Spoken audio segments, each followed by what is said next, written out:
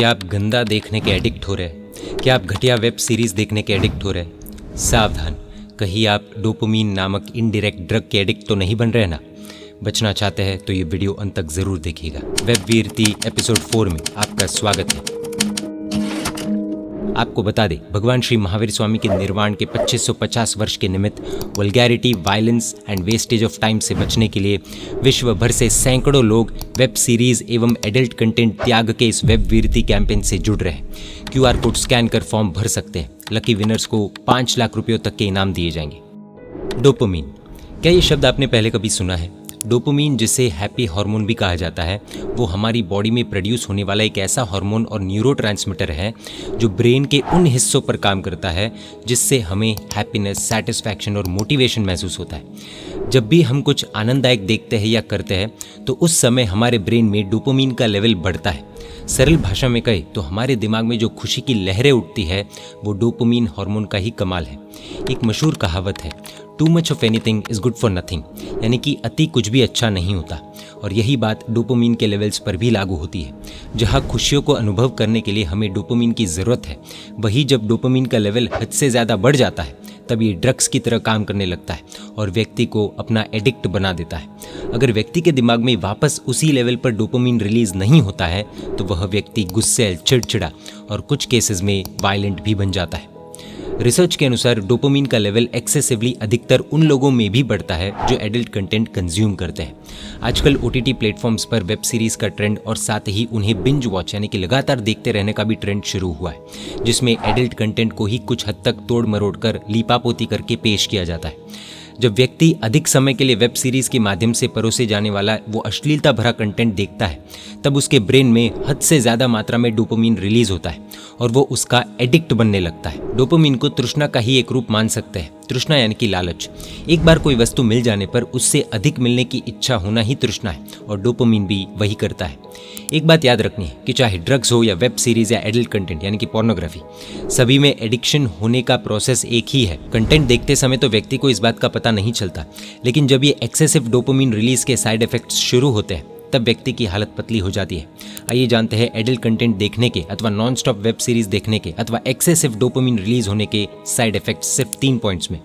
Mental health, जिस तरह exam में अगर 90+ मार्क्स आते हो रेगुलरली और कभी उससे कम मार्क्स आ जाए तो खुशी नहीं होती बल्कि निराश हो जाते हैं, उसी तरह जब व्यक्ति के ब्रेन में वेब सीरीज आदि के द्वारा कॉन्स्टेंटली मनपसंद कंटेंट देखने के कारण डोपामीन अपने हाईएस्ट लेवल पर पहुंच जाता है, तब डोपामीन के उस लेवल के एडिक्ट बने हुए व्यक्ति को उससे कम लेवल की खुशियों में खुशी नहीं मिलती है। रेगुलर लाइफ में होने वाली छोटी बड़ी घटनाओं में परिवार के दोस्तों के साथ उस व्यक्ति को खुशी मिलनी बंद हो जाती है। उसका ब्रेन एक्सेसिव डोपामीन फ्लो के कारण कंटेंट कंज्यूमिंग को ही खुशी का बेंचमार्क बना चुका होता है। इस कंडीशन में आने के बाद वो व्यक्ति कई मेंटल इश्यूज जैसे कि सोशल डिस्टेंसिंग यानी कि लोगों से मिलने से, सोशलाइज करने से बचता है। प्रोक्रास्टिनेशन यानी कि काम को टालने लगता है जिससे आलसी बनता है। सोचने समझने की और डिसीजन लेने की क्षमता कम होती है।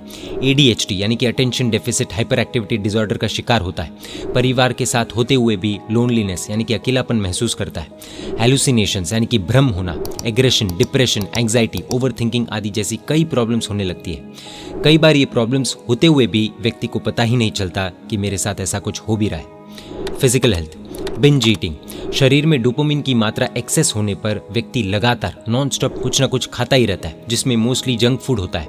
अधिक खाने से तो हेल्थ खराब होती ही है और जंक खाना यानी कि हेल्थ खराब करने में सोने पर सुहागा। हेल्थ प्रॉब्लम्स, डोपामीन के अधिक बढ़ जाने पर हार्ट बीट का इरेगुलर होना, ब्लड प्रेशर शूट अप होने जैसी समस्याएं फेस करनी पड़ती है। गैस्ट्रोइंटेस्टाइनल इश्यूज, ज्यादा डोपामीन रिलीज होने से डाइजेस्टिव सिस्टम खराब होता है और नोजिया, वॉमिटिंग, डायरिया आदि परेशानियां होती है। स्लीप साइकिल, जरूरत से ज्यादा डोपामीन रिलीज होने से व्यक्ति की स्लीप साइकिल में यानी कि नींद में बहुत दिक्कतें आती है।